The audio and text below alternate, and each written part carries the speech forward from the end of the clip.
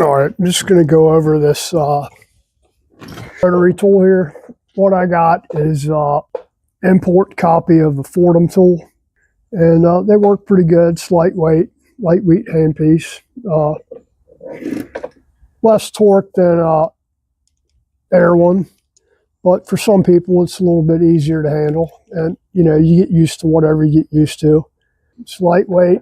This is a little bit easier to, if you're just starting doing this kind of stuff, it's a little bit easier.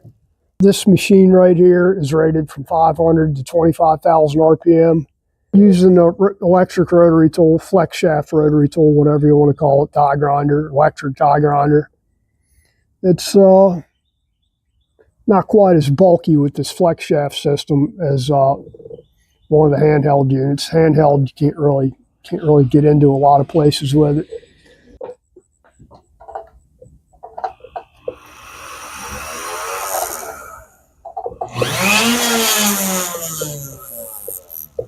So keep your cable greased up, and I'm going to work on this head for just a little bit to make sure everything's okay.